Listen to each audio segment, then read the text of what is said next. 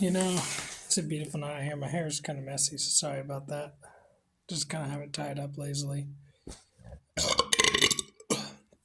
That's not really what I want to talk about. I want to sort of talk about finding your purpose in life and what exactly does it mean to find your purpose in life. So, for me, one thing I learned that I always found was fascinating is growing up is that a lot of what I believed came from other people, right? So when we grow up as a child, we have our parents, we have friends, we have teachers sort of telling us or hinting in some way, if not, like I said, down outright telling us what we should do in life. And of course, this might be normal for some individuals. That doesn't make it healthy. So, in certain cultures or different parts of the world, you might be told to grow up and be a lawyer or to be a doctor or to take a STEM major. And things such as an art history degree are looked down upon. There are even people who say psychiatry doesn't work, I'll never see a therapist. I've seen a couple TikToks where people say stuff like, no matter how bad life gets, I ain't never going to see a therapist. And there's also this idea of what it means, right? So there's different types of therapists, psychologists, psychiatrists, and then on those fields, there's plenty of subcategories. And even in those subcategories, we can break it down further for people who specifically address certain things or specialize in different fields. I'm not an expert. I'll never claim to be an expert. I'm just some dude online who likes to talk to you guys about my different interests in life. And one thing I see people doing is they end up going into a category of content that they don't feel passionate about. So I'm more like a thinker or a talker, right? I'm not so much big into video editing, even though I did that for a long time. It was not a passion of mine, right? So if you have me exercise, lifting weights, very physical activity things, I can get behind that. I can even do stuff like cleaning the house. I'm a big fan of that. Really means a lot to me. Makes the day go by quicker. I have fun doing that. It's very enjoyable to me. And stuff like spending time with my pets, jujitsu, those are all important things. Unfortunately, I was sort of told to go in the direction, like many others, of going through a STEM major. And a lot of times we take ourselves down a road of burnout extremely quickly. We allow other people to dictate how we're going to live our life. And to some extent, you can kind of willpower your way through it, right? It's almost like I'm going to just brute force my way through all of this. Even if my car dies, I'm going to learn a compensatory mechanism that'll allow me, I will just become strong enough to where I can just push the car on a flat tire. And so you're getting the same results as other people. However, it's not exactly working smarter, it's just working harder. And that's where people tend to go wrong. So they'll hear things like work smarter, not harder. And those things are good. And what I think helps is to sort of break that down a little further and explain exactly what that means. And of course, what works for me is not necessarily going to work for you. So people will all the time go online and they'll look up how-to videos. And those can be helpful. And at the same time, there's some point where you start developing executive dysfunction at the highest degree. So for example, if I have a 3-year-old and a 5-year-old, and I tell them both to clean their room, both of them will know what a clean and dirty room looks like. The difference is with the 3-year-old, if I tell them to clean their room, they're not exactly going to know what to do. But if I tell them the step by step of each thing I want them to do, they'll do it. The 5-year-old can sort of fill in the blanks, right? However, this is just one example. This doesn't mean that when you grow up that, of course, it helps to grow up in your executive dysfunction should improve as you get older until you have full maturation. And at the same time, you can get people who are still adults and they still don't really know what to do. If you tell them what to do, they can do it. So they can be very reactive, right? They can sort of like, hey, can you put away those dishes? Or hey, you forgot to do this. Oh my goodness, you're right. Or hey, did you know you had a meeting? Oh, so sorry, right? And so of course, setting reminders helps a lot. What I find even more helpful is, okay, like if you have a stroke victim, right? And you're trying to get them to walk again, one thing that can help, as far as I've seen online, I saw this Healthy Gamer video, and he was talking about how what can help is just asking them, can they move anything at all? And starting with what they can do. Because we can find a lot that they can't do, right, after a stroke. We'll be able to find a lot of that. And from what I understand, and correct me if I'm wrong, is that you want to first focus on, okay, what can you do? And let's try to improve that and take baby steps, right? So if you can't run, then walk. If you can't walk, crawl. If you can't crawl, roll. You want to make forward progress. And of course, it's not going to be linear. I've had more setbacks in my life than I care to admit. I've lost plenty of friends along the way. There was one person I lost that particularly hurt me the most. And they were Jacob, and they were really meaningful to me. I still think about them to this day. And at the same time, I recognize that I don't regret it. If I could go back and do things differently, absolutely. I think being with them ruined the friendship forever because we ended on bad notes. And that's something that I look at, right? And it's really important to recognize that. There's a lot of, it's not just about the failure, it's the shame that comes with the failure. And I think that's something important to remember is that you're not fundamentally broken or busted. What's going on is you've made mistakes. Other people have made mistakes too. And you can learn from that. And at the same time, it may still hurt. So people will tell you time heals all wounds, or you'll learn to live with it, or don't worry, you'll get over it, or it'll get better with time. And so we learn to expect those things. And the problem with expectations is if you hold that expectation as an absolute truth and not a probability, then when it doesn't arrive to the conclusion that you think it naturally should, then you can hurt. It can hurt more than what's already hurting, because now there's a little something extra added on top. And that's what happened to me a lot, was I was hurting so bad from all the mistakes in life that I made. And there were so many things I look at and I ask sort of, what if I do this or what if I do that? Like I don't want maybes, I want certainty. And so I would try to get prepared for an A plus, right? Just getting prepared for an A plus. With all the things I did, I would try to prepare. I would try to control the narrative and the outcome, right? Before something happens, what can often happen is trying to control and for sure, like making something happen to where you can predict it with almost absolute certainty. And of course, that's impossible with many things. You're not going to be able to do that. There's always a risk. And we're very good at coming up with those risks. And the tricky part about that is that we're predisposed to remember negative events a lot more than positive events. And of course, this is, at least in some regard, I would accept this. I don't know if this is absolute truth. I might add that it can be helpful for spotting potential danger, right? Like if you're in a forest and you're smelling dandelions and you're not paying attention to potential lion out there, then you get your head bit off. However, if you look for a lion, and even if there's not a lion, it's safe.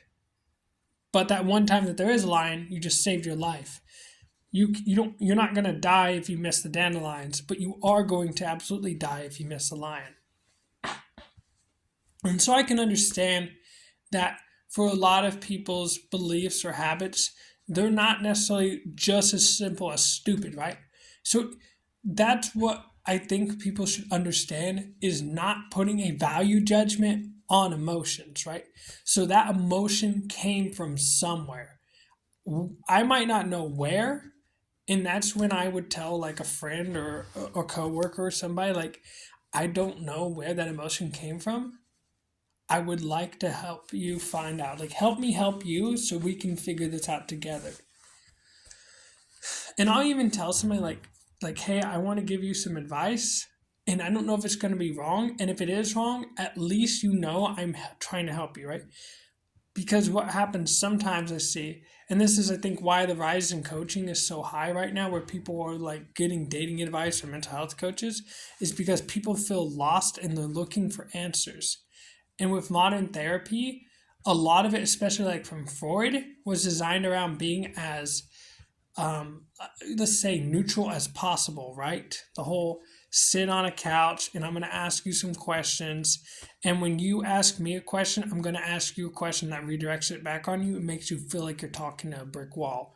And that's incredibly frustrating to a lot of people because that's not what they want, right? There, of course, there's plenty of people that does help for. And there's even things like ACT out there, and there's even EMDR, right? And you can look at different things like alternative medicine, like more mind body focused. There's plenty of things, and that's something I try to let people know is like you don't give up hope. And the reason is you have not exhausted all your options. You might convince yourself of that. There is an entire world out there, and to exhaust all your options would mean that there's nothing else out there to learn, that you know everything, that you are the knower of all truths, which would make you the most intelligent person on this planet if you knew everything, just by definition. You don't. A good example is like, do you know everything about math? Do you know everything about history, science, right? You don't. So we can accept those facts, and we also can't seem to accept that there's a solution out there to find. And so, of course, you could like sort of DIY, do it yourself by going on YouTube. I think the problem with that is like, do you have the time for that, right? So if you can't afford therapy, do you have the time for that? And I would sort of suggest for that, you might think about, if you're in college, you might not necessarily have a couple months to sit around and do it yourself and look through dozens of videos till you figure something out, because those few months of a semester, if you're fucking up, and you might ruin the rest of that semester, possibly the year, and you end up dropping out. It causes a chain reaction that carries on for years into other realms, not just college or university, but other realms of your life too. It might end up, now you have that guilt and shame of being a dropout, and then you end up being an alcoholic, and then you end up being homeless, right? It can really spread. So I think everybody should have a therapist. Absolutely. I think everybody should be seeking out a mental health professional. And I would say, in my personal opinion, I would recommend that it's done in person. I understand that online helps. In person adds another layer of communication and not intimacy. I don't think that's the right word. It adds another layer of understanding, right? Because now we can see body language, and it also allows us that, to that feeling of literal closeness, both literally and metaphorically. And it also, the good thing about getting out and seeing a therapist physically is it gives you a reason to get out and do other things. So if you're like chronically depressed, I wouldn't necessarily know and don't know if seeing a therapist online in your bed is the best thing. Whereas this is like kind of like a competing interest, right? Whereas, on one hand, you want the barriers to entry to be as low as possible. And at the same time, it can be good to sometimes step outside of your comfort zone, because many things that you want aren't in your comfort zone, because if they were in your comfort zone, you'd already have them. So when you're chronically depressed and you don't really get out to buy groceries or to take care of yourself or anything like that, going out and seeing a therapist, if you might think, well, I don't want to stink, so I'm going to go ahead and brush my teeth to see my therapist. Now we've got you to brush your teeth, and you take a shower, and you kind of shave, and doll yourself up a little bit, and then you go out, and then while you're out, well, I'm out. The grocery store is right next to me. I might as well, right? So it allows you to sort of connect, and you carry that momentum from one thing into other things. So the hardest part is just getting started, right? So getting that acceleration going, and then maintaining your speed is a lot easier. And that's why I think people often can find that it helps to sort of carry that motivation through and to help them. And of course, that might not be your style. Maybe you want to do more like Pomodoro, or maybe you want to do something like flow time, where you just sort of start a task, and when you're burnt out from it, you don't really have a specific time. You just switch to another task to sort of refresh yourself. It could be whatever, right? Whether you're planting one tree, you're like obsessive with taking care of it, or you're planting multiple trees and tending to each one of those for a few minutes a day, or whatever it may be.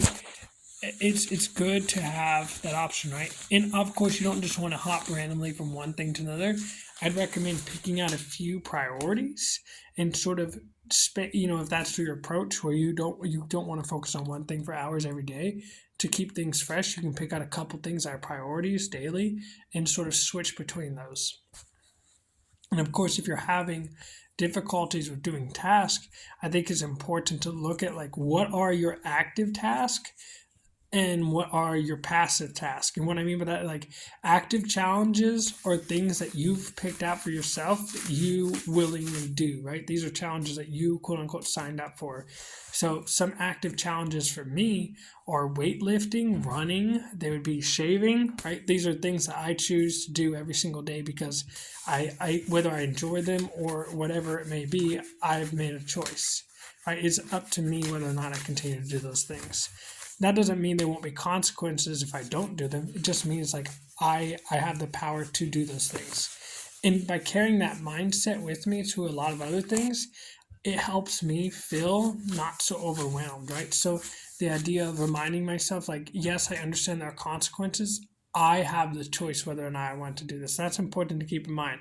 Even with like my job, the worst thing I found is by getting into that mindset that I have to be at work. And if I have to be at work, I may not enjoy work in the degree that I have. So with passive challenges, right, these are things that we don't want to do. And if we allow them to pile up, they kind of like hold place in our working memory. So I recommend strongly, like, despite the fact that you want to work out, get the things that you don't want to do out of the way right away. So that way you can just, you don't have to think about them later. If you need to check the mail, do it. Pick out something that does not require a lot of time and just cross that off immediately if you can, right? So if it's like checking the mail that takes 30 seconds, go ahead and do that. And if there's something, maybe you could even try, if there's something you don't want to forget, just have a little notebook that can fit in your pocket, and just write it down immediately, and then just put it back in and remind yourself, I'm being productive right now. I don't need to think of other things. Because the truth is, if this is going to make sense, you sleep for 8 hours a day, and then when you wake up, you're still going to repeat the same cycle tomorrow of thinking out all the things you've got to do. So in those 8 hours, you didn't just forget stuff, right? Just like if you're awake and you focus on a task or play video games for 8 hours, you're not going to forget those things. And even if you do, I think it's important to look at like, okay, how important is this that I actually remember this thing? Because we can catastrophize to such levels that are unhealthily obsessive. So I would highly recommend like actually looking at that and asking yourself, what is the worst case scenario, right? And sort of play that tape through to the end. Like, what does that look like? What does it look like if you let that go? And on the other hand, you should also ask, like, what am I gaining and what am I losing by doing this, right? So, for example, you could spend like 10 hours cleaning your house or work obsessively, and at the same time, you might be giving up days where you could text your friends and you could hang out with them, you could spend time with your pets, or even just take care of yourself, right? So I find it extremely helpful to look at like, what would you recommend a friend to do? And that can sometimes be very helpful because it gives us a chance to think about stuff from a more objective viewpoint where we're not personally involved. because when we're personally involved, it makes things a lot harder. And so I think that is a very helpful thing, is to look at like what do you stand to lose if you continue to work your life away and do nothing at all. So, and what I mean by that is like you don't do anything else, right? So people will sometimes, when they're overwhelmed by their passive task of things that they don't want to do, they'll create active challenges that are so overwhelming that it requires all their attention all day long, and it almost acts as like an avoidance mechanism, right? So if I'm in the gym for like 4 hours a day, well, I just don't have any time to do these other things, right? Or if I start adding on to my active challenges to leave no time to do my passive challenges, like doing my taxes or walking the dog or whatever it may be. So absolutely do your passive challenges first. And of course, you can't be good at everything. The other truth is that you're just going to have to get rid of some things, or those things won't be daily things, right? So for me, I'm sort of learning to negotiate with life, which is I can't clean my house every single day. I'm not a machine. I'm a human being, not human doing. So so I choose like Tuesdays and Thursdays. Okay, those are my days where I can clean the house and I can make it look nicer. On the other days, I'm not going to do that. Tuesdays and Thursdays, that's fine. And I also know that I build up momentum as I start something, right? So I'm not a person who just like starts something for a couple minutes and then puts it down. Once I get going, I want to keep going for a while. I'm not a sprinter, I am a marathoner when it comes to doing chores, which is why I do very good at work, like 8 hour shift settings, because I can keep that chugga chugga chugga chugga chugga going for a while at a steady pace. However, if you ask me to do something for like 15 minutes and then stop and then come back to it in 15 minutes, no, once I'm relaxed. You get what I'm saying? So it's about finding like what's your speed, what's your pace, what works for you, and how does that look? So again, for me, I'm more like a marathoner. I want to start and then I want to keep that momentum going. And I just want to love myself and love my life and love my pets and love my partner. And to do that, I have to make sure that I have the time for that. So even though I love weightlifting, I'm not doing it right now. I, they, some people, will like after a week or two, will say, oh, you're falling off, right? So be it. And there's been weeks I've taken off of jujitsu to spend time with my partner. I have a life that requires me to make sacrifices. You know, what do I stand to gain by doing those things? What I should really be asking is, what do I stand to lose? And it's spending time with my friends and family. When I get to be 70 years old, I'm not going to be that same buff, muscular dude, right? Like, that's not going to happen. Muscle atrophy is just happening naturally over life. And even with jujitsu, even though they call it the gentle art, it's really not the gentle art. People do not understand how bad it can get, especially in competitions where, you're getting twisted up like a pretzel and your neck starts hurting and your back isn't the same and your arms are sore as fuck and, almost like burn, like when you roll. And, you gas yourself out and you're just feeling like shit afterwards and you kind of roll in bed all funny. Like when I do this, when I look up, that hurts extremely bad. I can't even look up all the way like I used to. My neck doesn't have the same range of motion. So, like, what I recommend, see that? I can feel it down in my spine, right down here in my spine. God damn, it hurts.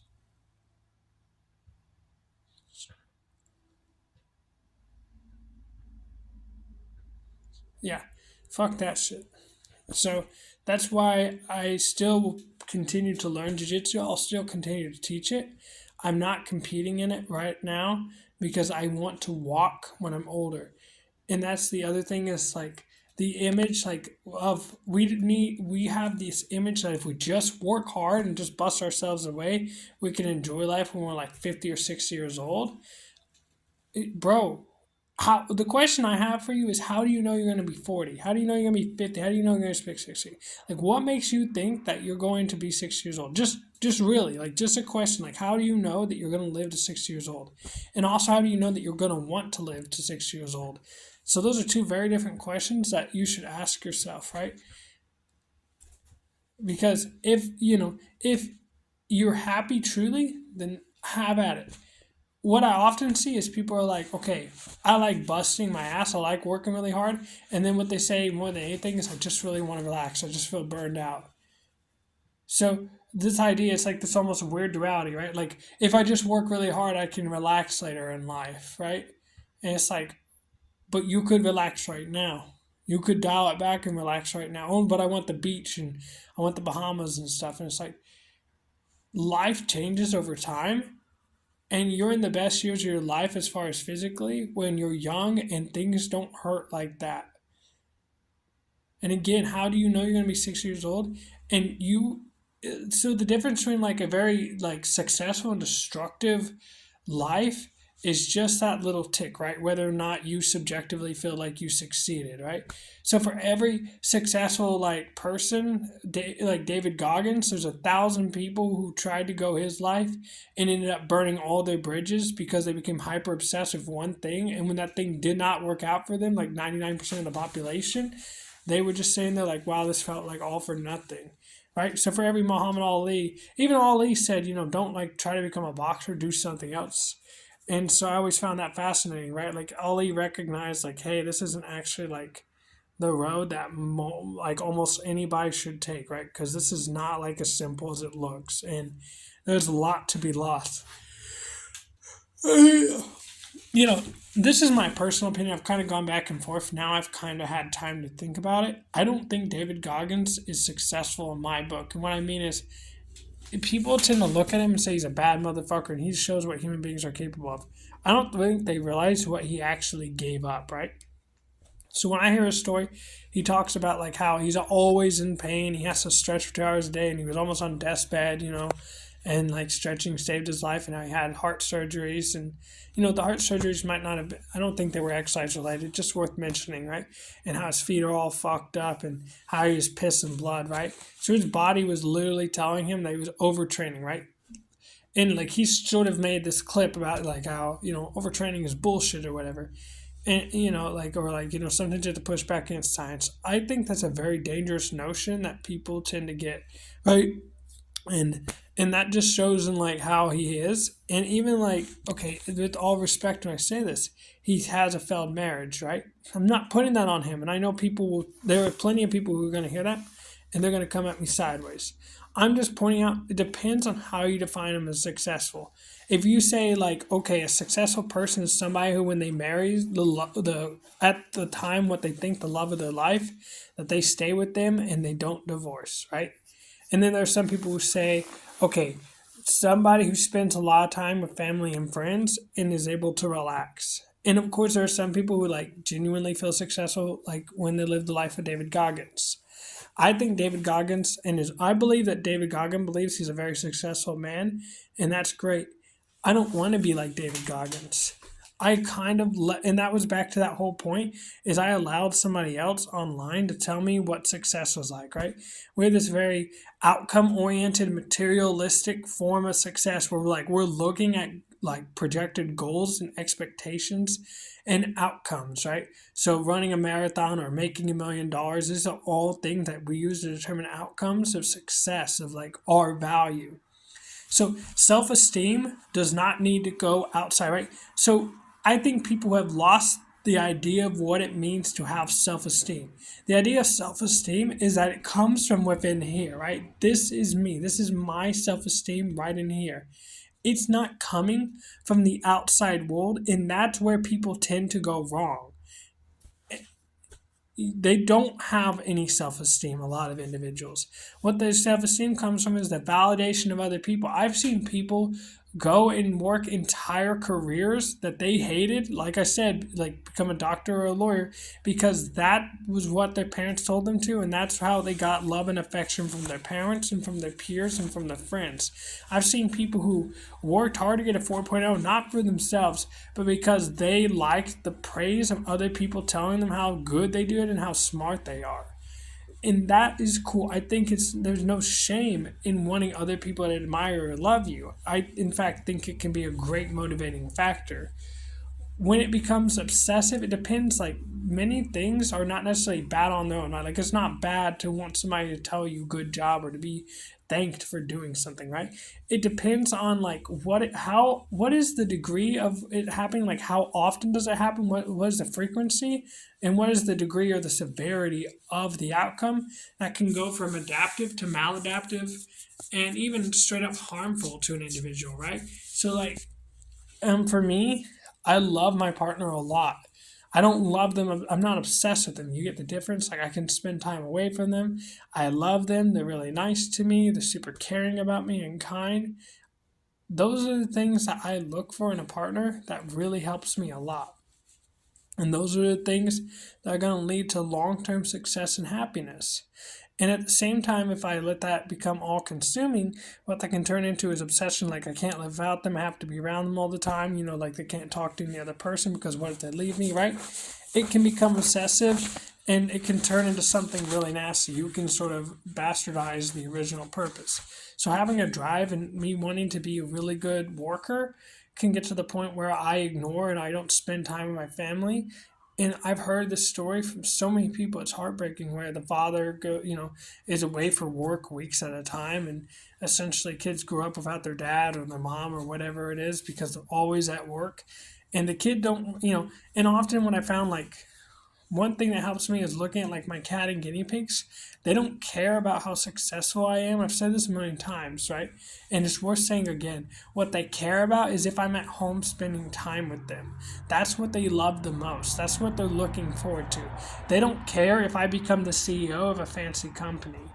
And I think that is sort of people for me personally that I want to success, that I want to surround myself with. I don't care for people who are only looking at my value based on my accolades, based on the dollar amount that I bring home, right?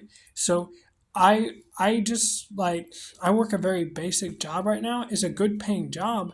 It has good benefits and it's easy. And that's good enough for me. It's not a prestigious job, okay? It I mean, it's not like how I word it. It's not a job that's looked down upon. It's just not a prestigious job. It's something that pays well that you can do pretty easily. And that works well for me. I don't need much more than that. Of course, if I decide to pivot, I'll pivot confidently. At this moment in time, the job I work allows me to live a comfortable lifestyle. And that's what I want more than anything else is to live a comfortable life. Because I think it's important not to get so obsessed with finances where you put all your skill points into your work and your money that you have no skill points left over to put into family, friends, relationships, physical health, mental health, etc. I don't think you necessarily need a church for this. What you could do instead is you could just go to a different company.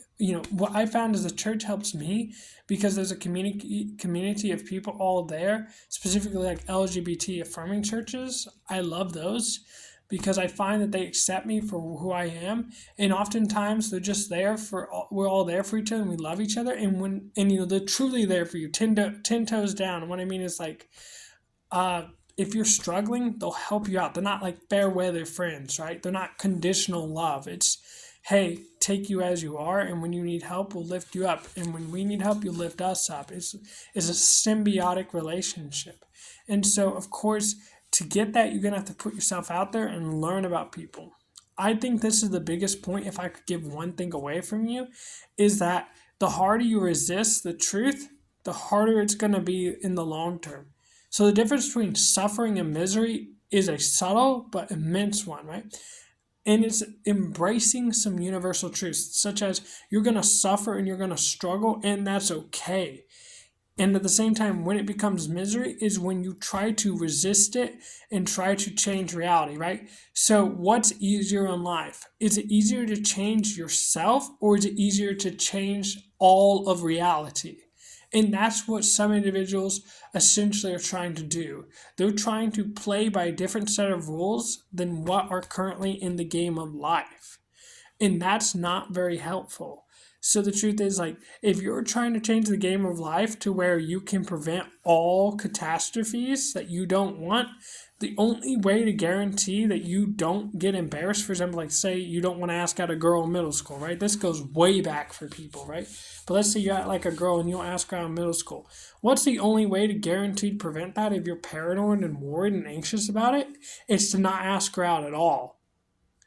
And so, of course, that's not great. People will say, oh, it's no big deal. And if it wasn't no big deal, then you wouldn't be looking for information to fix this problem. You wouldn't be looking to try to change it. So again, I'm not speaking to somebody who's like cool and confident with that. Like if you don't want to do that, that's cool. I don't care. I'm just saying, like, what is the reason you want to do that? And are you really okay if not doing that? Because what happens with a lot of individuals is after the fact, they sort of put up this, their ego acts as a bouncer, right? So if they ask out a girl and she says no, instead of like reflecting, being like, damn, that really hurt, I wonder why, I feel like she was not just rejecting, she was rejecting me as a person and not just like romantically or like rejecting the offer. Instead, what sometimes can happen is, and they can end up like, bitch, she wasn't even that pretty anyways. Like, who would want to fuck that? And then their bros hype them up. That can be the worst, is when you have dude bros who hype you up and sort of try to like, act as yes men and say, yeah, she didn't deserve you anyways, bro. No, I think we should live in reality, because it's a lot easier to change ourselves than it is to change all of reality. And changing yourself doesn't have to be a bad thing, right? Like, so if you're playing a video game, what is the point of playing the same level over and over again and nothing changes? The whole point of a game is that we have progress, right? And I think that's something that's tricky, is games give you progress without the actual real life consequences, right? So if I fail at a video game, even if it pisses me off or I break my screen, it doesn't actually have an effect on me that I'm a failure, right? And unfortunately, sometimes it can get to that point where gamer rage takes people to that extreme where like they feel like they're a failure in that. And what's important to remember is like, no, you're not. Failing at something doesn't mean you're a failure. There are plenty of things that you do right. There are plenty of things that help. I always try to remind myself, no matter what obstacles I'm facing, that there's people who have done it who have it way worse, objectively speaking, right? So grappling, I know a lot of people who don't have both their hands and only have like one fucking leg, and somehow they're still grappling at like a brown belt level, which is amazing. I know plenty of people who are blind who still have won world championships, right? And that's amazing to me. Plenty of people who are deaf who can still sing amazingly well. And yet I can see, I can hear, I got both my arms and both my legs. So whatever may come, I will find a way, right? And that's the thing that I want you to take away from this, is to find your way. We're often looking for other people. And that's back to the set of life, right? The rules of life. There are general rules, and now I want to break down, your personal rules, and those are different, right? So even though we're all playing by the same rules generally in life, growing up, we start to learn that the more and more we play the game, we're all learning that we're sort of playing a different game, right? And what I mean is, there's different ways to skin a cat, right? There's different ways to solve the same math problem, right? You don't have to solve the same problem the same way. Like if you get the same answer, that's truly, in my opinion, what's important. This idea of wrong and right is very dualistic and black and white thinking, and I'm not a fan of that. That's just too simplistic for me. What instead I'm looking for is, what is the end result, right? What is the end result? Was this beneficial? Did this work? And I'm not saying you should say, if it ain't broke, don't fix it. I think we should always try to constantly improve. I just think we have to understand, like, if a fish judges its success by being able to fly, it will always think it's a failure. So if you're a fish and you're amongst a bunch of birds and they're all telling you like, okay, you want to know how to, live life? Well, you got to fly, and you got to fly to these locations and do this thing, you got to set up your nest. Then you'll be like, wow, I can't do any of that. I must be a loser. Well, if you're a fish, you're a fish. So that's the tricky part, is learning to love failure and trial and error. Not being afraid to fail and learn from that failure. Because failure is never an option is bullshit. Failure is at the door. It's at every turn, or it's at every turn, it's at every corner, it's at every stop. It's the most readily available option. And it can be liberating to allow yourself to make mistakes. You're not a robot, you're not a machine. And that's what you need to keep in mind. I will hammer this in your guys' heads until the end of days. Allow yourself to fail, allow yourself to be loving and forgiving to yourself. That way, you can actually move on with life. You're not a failure, right? Like, you have to understand you're not going to be good at everything, literally. Don't torture yourself. Ask yourself if what you're doing is even enjoyable for you. Like, are you just essentially torturing yourself, like low-grade torturing yourself? Just for what? For what? What are you hoping for truly? What I recommend is not just a pros and cons list, but asking people around you like what they think about how you're living your life. And what you'll find is if you ask enough people, they might say like some general ideas that they share, but then once you break down and get more and more to the specifics, they'll all say the differences will become more and more apparent. And it's also to understand like how are they forming their opinions, right? Because what I found is even if somebody like, let's say somebody thinks I'm a failure at life, that's based on how they perceive things, right? It's not so much based on objective reality. It's based on what they believe to be right and wrong. And even if somebody thinks like I'm a bad person, it's not that they think I'm a bad person. The idea, the perspective of who they think I am makes that decision, right? And I think kind of like that probably for me would be like the most important thing to keep in mind is everybody has an idea of who I am. The only person who genuinely knows who I am 100% is me. Nobody else. So if I have a bunch of people telling me that, I should do this or I should do that, I'm going to take it with a grain of salt. I'm absolutely going to consider what they have to say. I'm not going to take it as gospel. I'm always open to being convinced. And that's something that I think people should do, is ask more questions instead of just hearing something, right? What people do is they'll hear something and it sounds like it makes a lot of sense and then they'll just take it as gospel. I can say a lot of things and sort of give you some reasonable ideas. I can sort of make a reasonable explanation. That doesn't make it the truth. Just because something sounds like it makes sense doesn't mean it actually makes sense. And we can see like overthinking can actually draw us into almost paranoia, right? So if you're especially a particularly anxious person, the more you overthink, the more you can come up with reasons on why you shouldn't do something. And those reasons can be incredibly amazing, right? People will tell you the worst she can say is no, bro, go ask her out. And your response could be, actually, not only would she tell me no, she might like laugh at me, throw a pie in my face, or act some type of way. Something else is going to happen besides no. I don't know what it is. What I do know is even though I'm going to fail by choosing not to ask her out, at least that failure is something that I know the exact outcome for. And that is the problem in life sometimes, is that you choose what's comfortable because you know what's going to happen. It's familiar. It's comfortable. Because it's familiar, you will accept it. At one point in time, though, this was not familiar to you. And that's something you have to keep in mind. Everything that you know now, you did not know at one point or another, right? And so with these other things, as you expose yourself to more and more data, you will become more comfortable. So it's getting a bit long here. I'm going to offer you one last piece of advice, if I could call it that. I'm not really telling you advice. Let me change that. I'm just going to offer you one last thing that's helped me personally. So like, how do you describe what an orgasm feels to somebody? And I know that's a really weird question. So I'd just like you to hear me out until the end, right? So how do you describe an orgasm to somebody? So sex ed is great. The first thing I'd say is you got to experience it yourself, right? And then there's even variables. So if you're like male or female, the orgasm is going to be incredibly different. So if I'm a guy and I'm asking a girl, like, what's an orgasm feel like?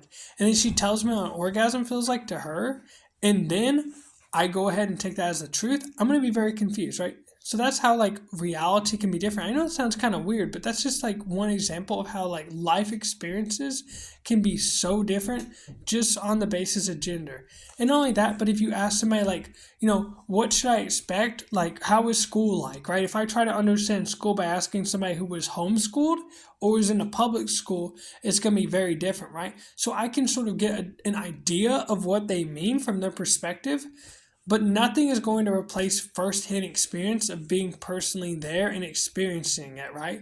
Because now that sensation becomes burned into our soul. There's so much more involved.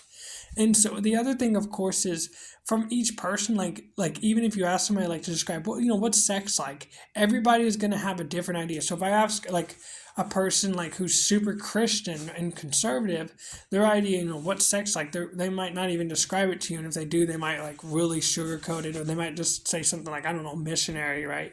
Like, and you do it when you're married, and this is this and this is that. Whereas if I ask somebody who's like extremely liberal and a lot more open-minded, they might describe it, not just between one or two people. They might even describe it between multiple people, right? They might describe like, even orgies or something like that, or gangbangs. Who knows, right? So the idea is, I know this sounds weird, but the idea is like, you get the point. Like, you don't, all these people have different experiences with sex and what it means. And some might describe it like as a very like primal, lustful thing, and some might describe it as like more like a bonding, loving, romantic thing, right? So there's very different factors for that. The only real thing that's going to teach you is actual experience, and that's sort of like life too, right? So I can describe to you like, how do you get over your nervousness? Well, you go out and, this is what you do, and this is what you do, and this is what you do. And at the same time, I don't want to provide you with ammunition to over prepare yourself even more, right? To where you spend all this time trying to craft the perfect theory on how to live life that you don't actually live life. You're kind of like trying to prepare for an A plus, and then you're in the end. The unfortunate fact is you're never going to get that A plus, and even if you do, you might have been better off just with the B, just because the juice wasn't worth the squeeze. So a lot of people are trying to prepare themselves to have the perfect outcome, and because they can't ever see that happening, they just don't do it at all. When they just would have been better off just starting, maybe even poorly, and just trusting that they could figure it out from there.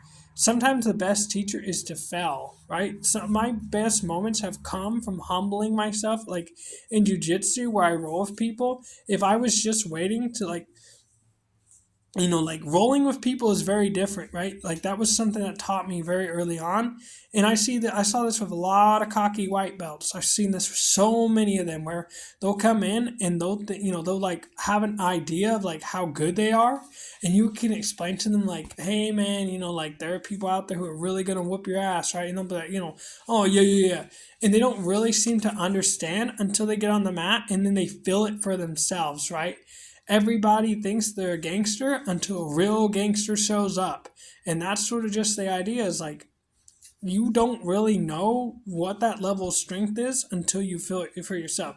Just like if I tell you like, hey, benching, like, once you get up to 225, 315, and 405, trying to bench that and even going beyond if you're fucking absolutely nuts.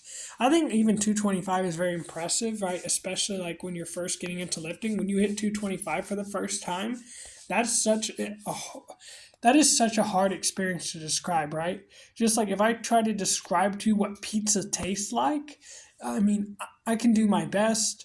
The easiest way, the most quick, best, and most efficient, not only is it the easiest, the best way to teach you what pizza tastes like is just have you eat pizza. And even then, like, our taste buds are all different, right? So you have to understand, again, that this world varies so widely. So remember that you are an individual and you are unique. And the best teacher is yourself. Look within yourself and ask yourself what your values are and what you want your story and what you want your legacy to be, right? Like, if you're on a rocking chair, imagine yourself at 70 years old and you're on a rocking chair and you're just looking back on your life. What does that look like? Okay? And then, cold out. I'm going to get inside in this. Just remember that this, like, none of this is advice. None of this is telling you what to do. I'm not a medical professional. I'm not an expert. Please don't take anything I say and use it to make decisions for yourself. This is just me telling you what's worked for me. Please don't let this substitute therapy or anything like that. That's not what this is. I'm just some dude on the internet telling you what's worked for me. I'm not offering you advice. I'm not telling you what to do. Don't, disregard all that. This is just a story for entertainment purposes only. So keep that in mind. This is all great stuff. I would highly recommend that, if you can, maybe just talk to somebody. Just talk to somebody and tell them how you're feeling, right? And just even like what works for me is just having a diary every day so that I can talk to, right? And just think out loud and sort of reflect. Like these YouTube videos are very good for me to sort of, I'm not just helping you guys, I'm helping myself because I can sort of talk things out and sort of decide what works for me. And one thing like I started to look at was, yes, I can learn video editing and I can do it, and at the same time do like, I really want to do video editing. Do I really want to make like anime music videos? I deleted those, and that's a huge regret of mine. And at the same time, it was something that I just wasn't doing anymore, and I'm not going to do anymore. My channel is now more focused on just sort of, shooting the shit, right? And just talking. Anyways, hope you guys do well. Hope you get some good sleep. And until next time, this is Cackings signing off.